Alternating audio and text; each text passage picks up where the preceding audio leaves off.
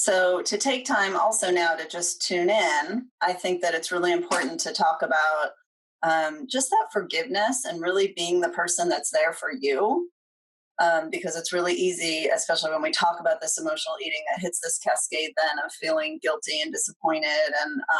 And like Zipporah was saying, that's even because of the foods you're eating, that's changing what's happening chemically in your brain and affecting, how your body's feeling. So it's easy to go down kind of some spirals. But I think what you'll never go wrong with is just like giving yourself some slack and finding just forgiveness for the situation that's here and for whatever happened, and then just going into using your breath to just take some conscious time to just be there for yourself and forgive yourself, and then kind of let those feelings all just come up of how it feels to have done that emotional eating, and then maybe we're going to learn something from it, and then maybe the next time we can kind of be like, really wasn't worth it, it didn't feel good. Like Zipporah was saying, for her it's such tangible thing because then she knows her blood sugars aren't going to be good, and that's going to turn into the way she's feeling and so many other effects. And so if we can just kind of use our breath, and this is why it is so important to just tune in, we can just kind of feel into where we're at, but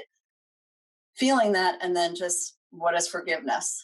Can I just forgive, just give it, meaning it's in the past now, it happened, and it's okay. Let's just give it. Let's let go of it, right? And that's what happened, and that's okay. And now let's live, see how tomorrow goes, and really see what we can learn from it. But always practicing that forgiveness for ourselves. For ourselves, I think is so important. And I think maybe it's important to add that it's important to stay hydrated, to drink water and to drink fluids that actually help us stay hydrated, because in a way, when we get dehydrated, we are hungry and you're craving something and you don't know what it is. Sometimes you just need to really hydrate yourself with water also. Yeah, yeah. And I think that doing hydrating maybe separate from eating is also really, really good. Like if you can drink a lot before you're going to eat your meals, sometimes that's good rather than with the meals. I don't know. So I know digestively that can be really helpful. And then all the enzymes of the saliva and the chewing, right, then go right into the digesting rather than being completely diluted. So sometimes too, I think that those in between moments of making sure that you're hydrating then makes it so that the meals, can be more about just that nourishment rather than like, I'm starving, I've got to eat, eat. But if you're hydrating in between your meals also and drinking throughout the day, then maybe your body has Right. time. And to add on to what you said about forgiveness, I know I really have struggled both as a dancer and now as a person with diabetes with that blame, that what's wrong with me? Why can't I just control myself? Like what's the big deal? You knew what you should have done. Why didn't you just do it? So it's a really difficult place to be where you're just so mad at yourself for what you did.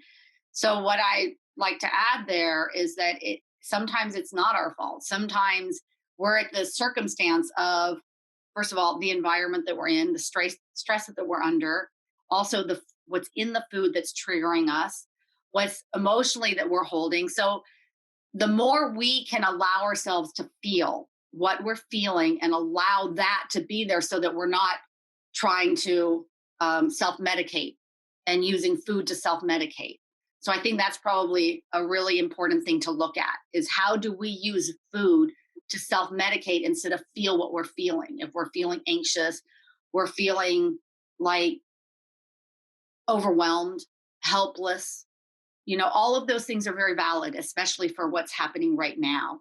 And I think that the more we can get support in whatever ways we need them, maybe you are really just hungry and maybe it's really important to eat. That's a fine line with food. The food issue is we need food to survive. You can't abstain from it. You can't say I'm never going to eat again.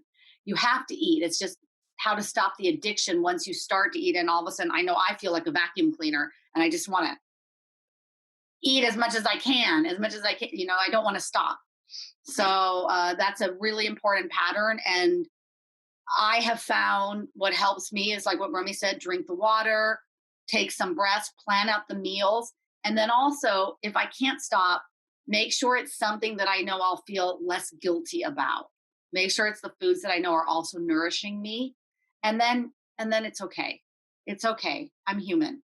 If I couldn't stop and I feel for me I ate too much, well, tomorrow's another day and I'll do better tomorrow. So, hope that helps when we talk about the subject of emotional eating. Let us know what you guys think about that and how emotional eating takes place for you guys. And thanks for joining us. We'll see you guys next time on Turn Out, Tune In.